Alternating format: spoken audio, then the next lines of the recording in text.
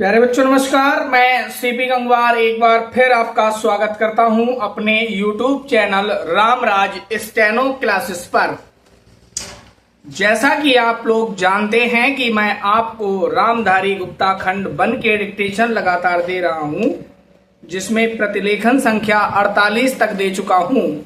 आज प्रतिलेखन संख्या 49 है, तो डिक्टेशन लिखने के लिए तैयार हो जाइए।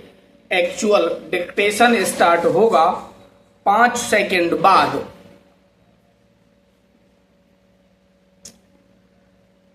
सभापति महोदय, जिस भावना से मैंने यह बिल पेश किया है, उसके महत्व को सरकारी और विरोधी पक्ष दोनों ने एक मत से अनुभव किया है कि देश में बेकारी की समस्या एक भयंकर रूप धारण कर रही है और इसके कारण हमारे देश का विकास, चाहे वह सामाजिक हो, आर्थिक हो या सांस्कृतिक हो, रुका हुआ है। पिछले 55 वर्षों से इसी परिस्थिति का निर्माण होते हुए हम देख रहे हैं।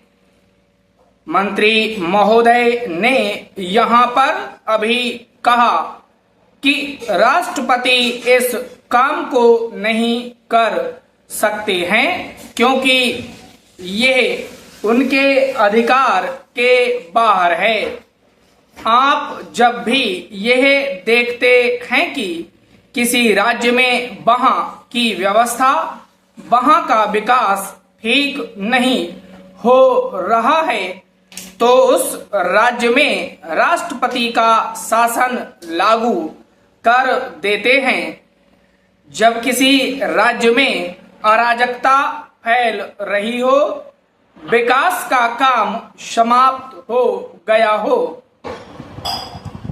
और वहां के नेता जिम्मेदारी से काम ना करते हो, तो वहां पर राज्यपाल का शासन लागू कर दिया जाता है।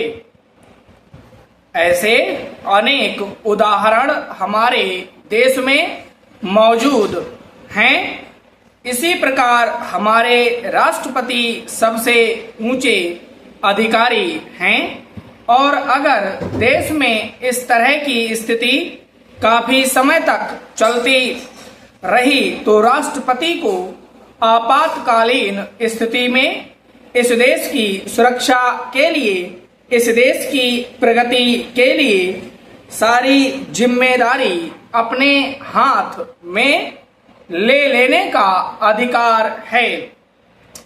हमारे भाइयों ने बहुत से उदाहरण दिए कि राज्यों में संयुक्त सरकारें नहीं चली, लेकिन उसके पीछे राजनीतिक मामले थे।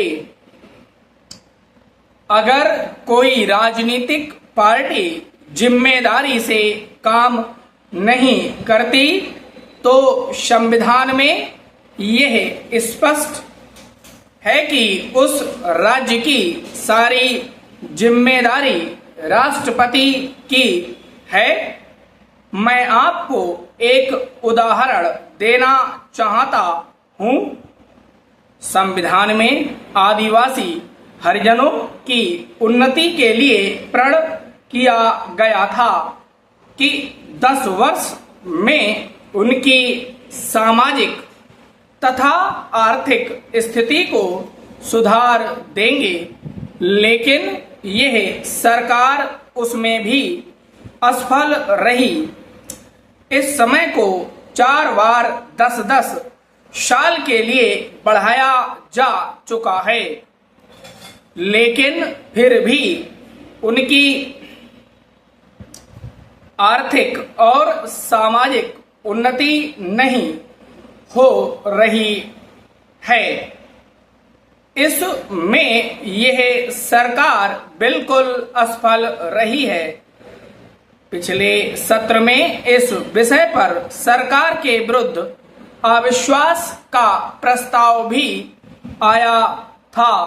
इसलिए मेरा कहना है कि भारत में इस समय जो बेकारी की समस्या है वह इस ढंग की समस्या है जिसके रहते सारे देश को उन्नत बनाने की व्यवस्था हम सोच रहे हैं। समाप्त। उम्मीद करता हूं आपने डिक्टेशन लिख लिया होगा। अगर डिक्टेशन लिख लिया है तो इसे पढ़ लीजिए। डिक्टेशन पढ़ना कंपलसरी होता है।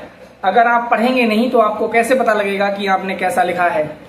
तो डिक्टेशन पढ़ना जरूरी होता है, इसको पढ़िए। नहीं लिखा गया है, स्पीड कम करके लिखिए, फिर पढ़िए, फिर एक्चुअल लिखिए, फिर पढ़िए। कंटिन्यूअसली इस तरह से अगर डिक्टेशन लिखेंगे, आप पढ़ेंगे, लिखेंगे तो डिक्टेशन इंप्रूव होता चला जाएगा। Thank you.